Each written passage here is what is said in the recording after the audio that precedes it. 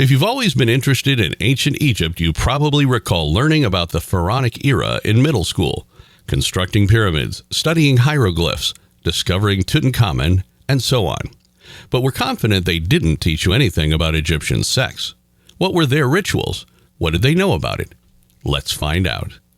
Sex is one thing that has existed from the beginning of time. Without a question, one of the most advanced societies in history, ancient Egypt, was also strange. They were different, exotic, and out of the ordinary in every aspect. There were many strange customs and beliefs that amaze modern people today. How did ancient Egyptians view sex? Ancient Egyptian mythology and religion placed a high value on sexuality. Like everyone else, Egyptians engaged in extramarital affairs and experienced difficulties finding love, which they resolved through magic. The ancient Egyptians utilized a variety of birth control methods and had harsh laws against adultery. According to historians, they used to record their behaviors, which helped sexual relations advance in the centuries that followed. While it's true that the Romans and Greeks had their own distinctive sexual traditions, Egypt was on a whole different level.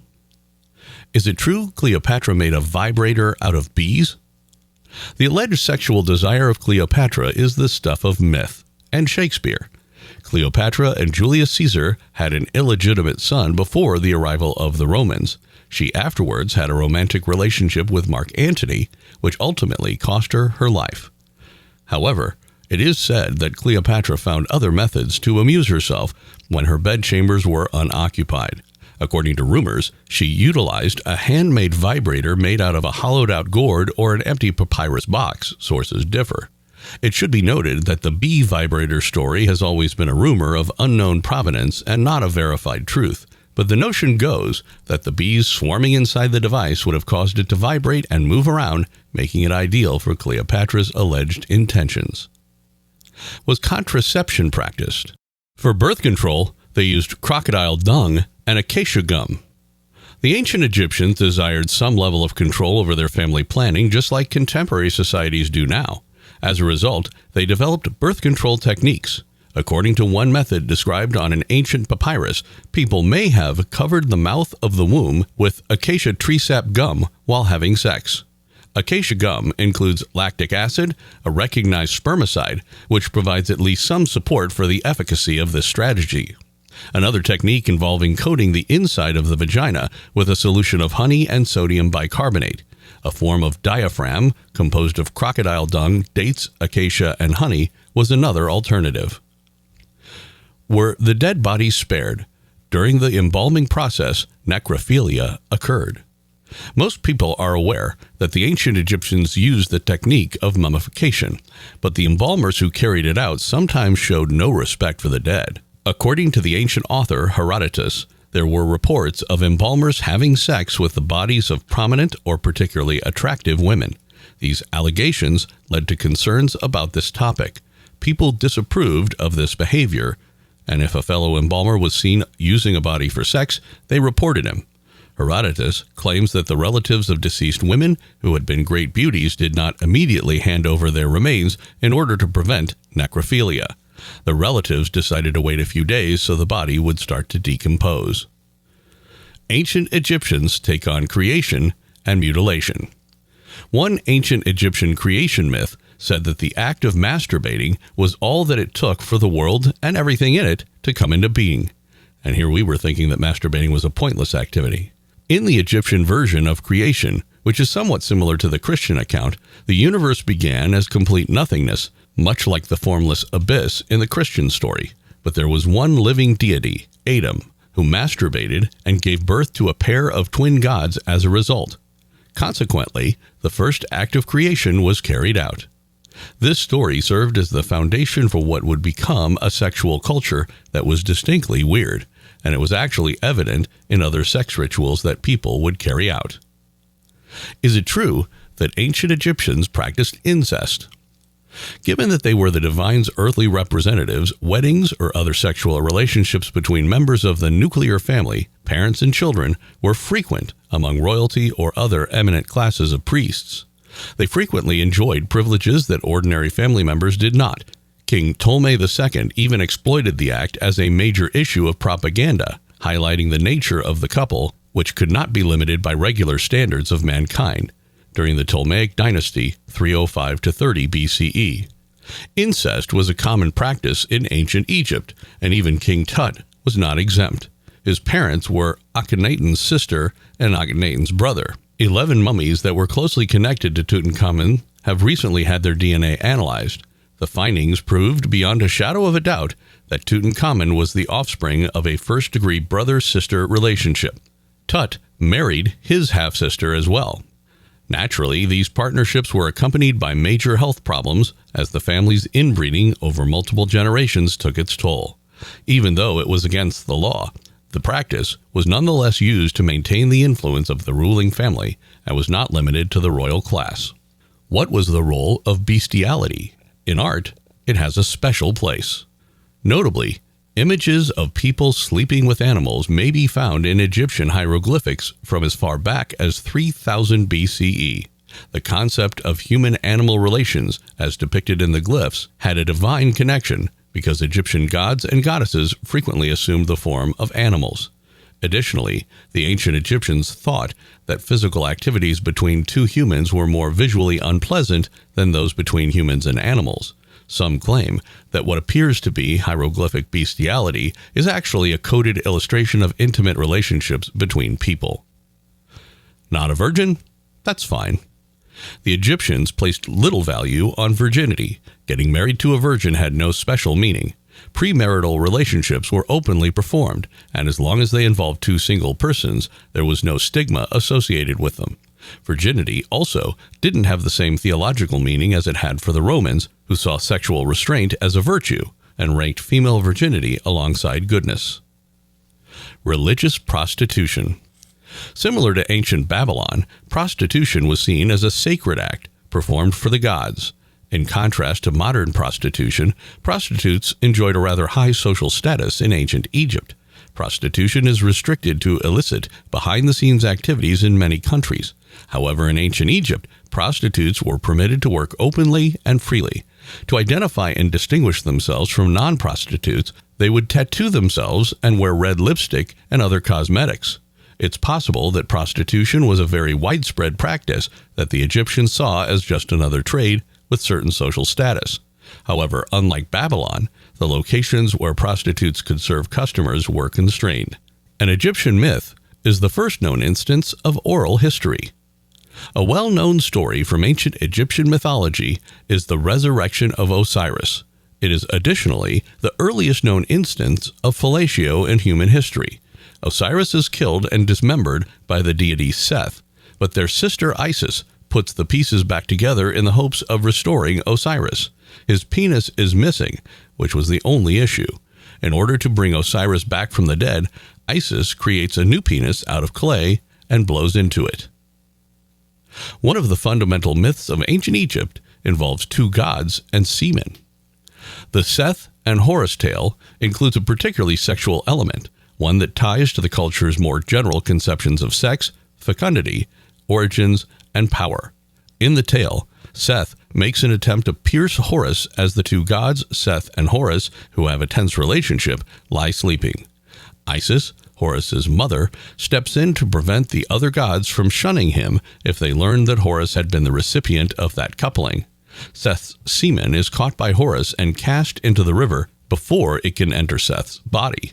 Then Isis puts Horus's semen over some lettuce and gives it to Seth. Due to this trick, the gods judge Seth badly, since they believe Horus, not Seth, was the one who pierced him. In the end, Horus rules Egypt as its monarch. There's a lot of information that is just not recorded when it comes to matters of sex, whether in the present era or ancient Egypt. We can piece together, to a certain extent, how the ancient Nile Valley residents interacted with one another and how they approached sex and relationships. Although it is undoubtedly lacking, it is all recognizable because the ancient Egyptians had relationships just like us. They lived, loved, got married, and got divorced. From incestuous affairs to sadistic orgies, his insatiable appetite knew no limits.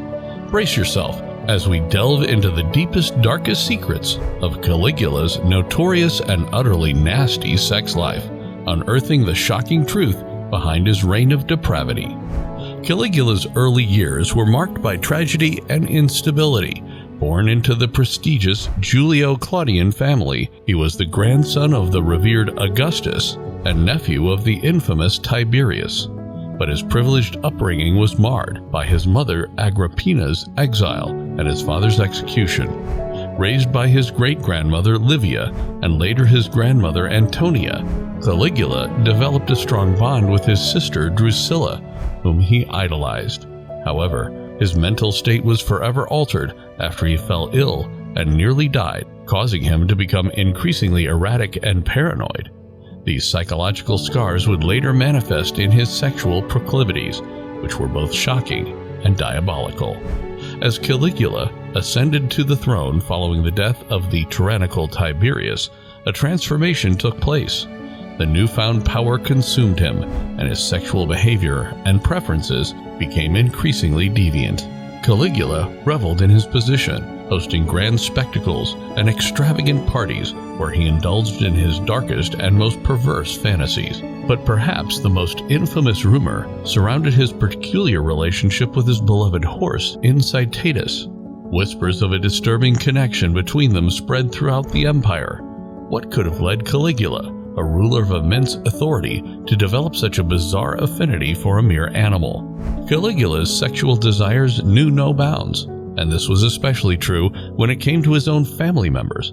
His relationships with his sisters, Drusilla and Livilla, were particularly shocking, with rumors of incestuous affairs and marriages abound. Some sources suggest that Caligula was so enamored with Drusilla that he married her despite the fact that such a union was illegal and frowned upon by Roman society. Incest was viewed as a crime against nature, and the idea that a ruler would engage in such behavior was beyond the pale. But Caligula's perversions didn't stop there. It is alleged that he also had affairs with his other sisters, including Agrippina the Younger and Julia Drusilla. Even more disturbingly, he reportedly engaged in sexual activities with his own daughter, Julia Drusilla, before her untimely death at a young age. The ancient sources on Caligula's sexual proclivities are both numerous and varied, but they all seem to agree on one thing: his behavior was beyond the pale even for a ruler known for his excesses. What drove Caligula to engage in such shocking and taboo acts, especially with his own flesh and blood? And how did Caligula justify these abhorrent acts, defying the very foundations of familial love and respect? Caligula's justifications for his abhorrent acts of incestuous relationships, defying a familial love and respect, are shrouded in the complex depths of his disturbed mind. It is believed that his insatiable thirst for power, coupled with a deteriorating mental state, led him to disregard societal norms and the moral boundaries that govern human relationships. Caligula's twisted perception of his own divine authority, combined with his descent into madness, likely convinced him that he was above such moral constraints. In his distorted reality, he may have seen these acts as a means to assert dominance and control, allowing his depraved desires to reign unchecked.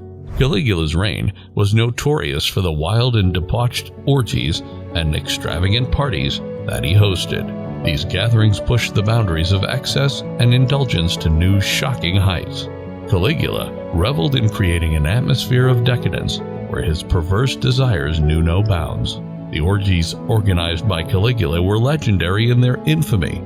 Guests were subjected to a dizzying array of sexual acts and hedonistic pleasures. Boundaries of morality and decency were shattered as men and women engaged in promiscuous encounters, often encouraged by the emperor himself. These orgies served as a reflection of Caligula's insatiable appetite for pleasure and his desire to dominate and control those around him. Furthermore, Caligula's extravagant parties were marked by their excessive nature. Opulence and grandeur were the hallmarks of these gatherings, and no expense was spared. Lavish feasts, flowing wine, and elaborate entertainment were the norm. But it was the perverse and twisted elements that truly set these parties apart. Accounts speak of acts of cruelty, humiliation, and even torture being performed for Caligula's amusement. Guests were subjected to his sadistic whims, with the emperor deriving pleasure from their suffering. The excessive and perverse nature of these gatherings shed light on the depth of Caligula's depravity. They served as a platform for him to exert his power and indulge in his darkest desires. These orgies and parties stand as haunting reminders of the lengths to which a tyrant will go to satisfy their insatiable cravings for pleasure and control.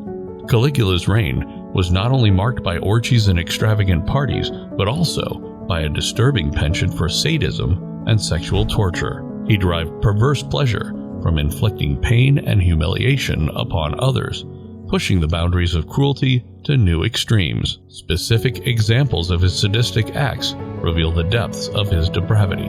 One notorious instance involved Caligula subjecting prisoners to sexual torture in front of an audience, delighting in their suffering as he derived sick pleasure from their pain. He reveled in the psychological impact of his actions, intentionally dehumanizing his victims and reveling in their degradation. Another shocking display of sadism occurred when Caligula forced husbands to watch as he violated their wives, inflicting both physical and psychological torment upon the couples. This act exemplified his lust for power and dominance, as he relished in the anguish of others while asserting his own superiority. The psychological impact of these sadistic acts was profound. Victims were not only physically harmed, but also left scarred emotionally, their sense of self-worth shattered by the dehumanizing treatment they endured. The psychological trauma inflicted by Caligula's sadistic acts reverberated throughout the Roman Empire, sowing fear and dread among the populace. What were the long-term implications of Caligula's lascivious reign? Did the Roman Empire ever fully recover from the financial strain, moral decay, and political instability that resulted from his perverse indulgences? Caligula's lascivious behavior and depraved actions had far-reaching consequences for both his rule and the Roman Empire as a whole. The impact of his actions manifested in various ways, leaving a lasting mark on history.